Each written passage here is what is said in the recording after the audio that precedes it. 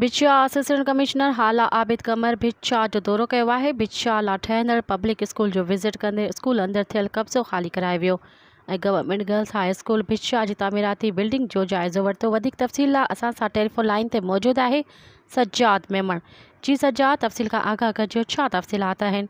जी बिल्कुल, assistant commissioner हाला आबिद कमर भिरशा जो दौरो कयो आहे। भिरशा लाइ ठहंदड़ पब्लिक स्कूल जी विज़िट कंदे स्कूल अंदरि थियल कब्ज़ो ख़ाली करायो वियो आहे। गवर्नमेंट गर्ल्स हाई स्कूल भिरशा जी तमीराती बिल्डिंग जो जाइज़ो पिणु वरितो आहे, जॾहिं त असिस्टेंट कमिश्नर हाला आबिद कमर, मुख़्तियार कार हाला तपेदार ऐं ॿिया मौजूदु आहिनि। मौक़े ते असिस्टेंट कमिश्नर हाला आबिद कमर चयो आहे त पब्लिक स्कूल जी विज़िट कई आहे, कब्ज़ो कंदड़ माण्हुनि खे उथारियो वियो आहे।